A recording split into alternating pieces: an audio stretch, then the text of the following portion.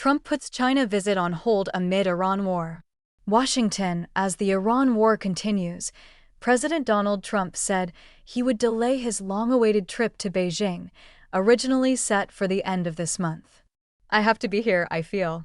And so we've requested that we delay in a month or so," Trump told reporters on March 16th.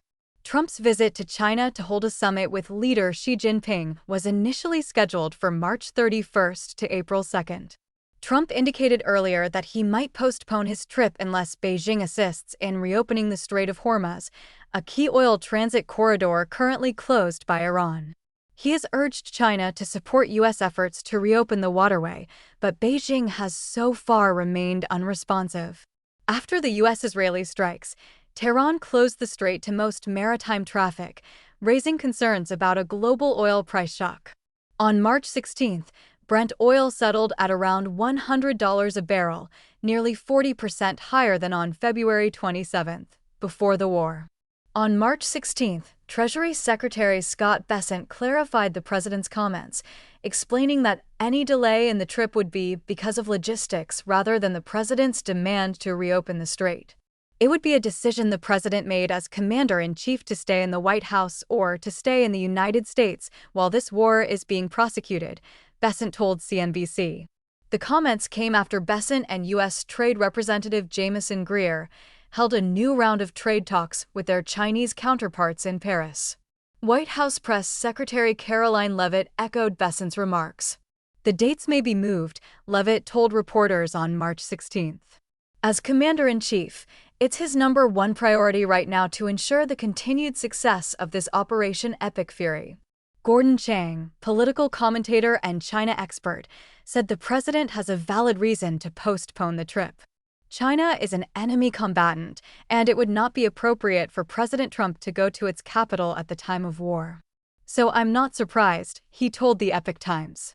During a lunch with the Trump Kennedy Center board members at the White House, Trump said China gets 90% of its oil from the region. He reiterated his calls for support to reopen the strait. "Numerous countries have told me they're on the way.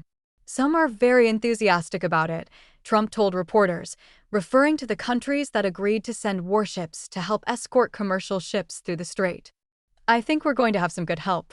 And I think we're going to be disappointed in some nations too," Trump said. "I'll let you know who those nations are."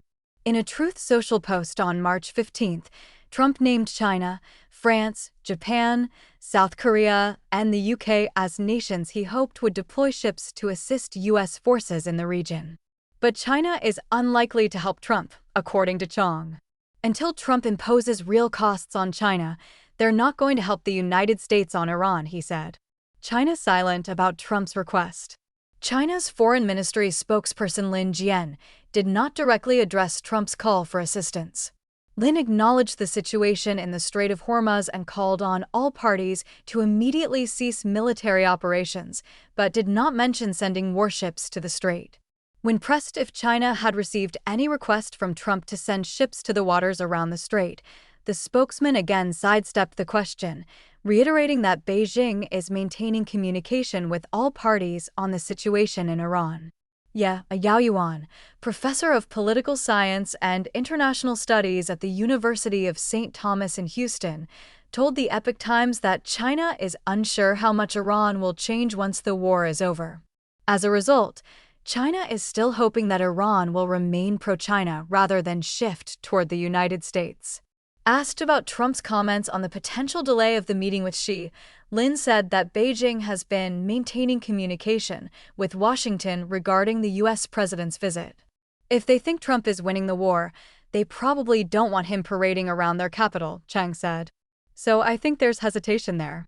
Speculation swirled this month that the summit could be disrupted by the joint U.S. and Israeli military strikes on Iran, which killed the regime's supreme leader Ali Khamenei.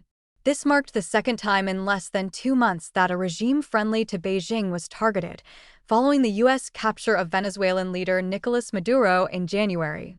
At an annual press conference on March 1st, China's top diplomat Wang Yi signaled that the Iran war would not affect the upcoming summit, while highlighting the importance of maintaining high-level engagement between Beijing and Washington. While Wang described the war in Iran as something that should not have happened, he avoided mentioning Washington by name, a cautious tone that analysts have interpreted as Beijing's effort to prevent further strain in U.S. China relations. According to Chinese insiders who previously spoke to the Epoch Times, the Chinese regime had underestimated the likelihood of a U.S. military offensive in Iran. China is already being chased out of the Middle East by Trump, so it doesn't look good for them, Chang said. Iran was their #1 proxy, and Trump is taking that proxy down.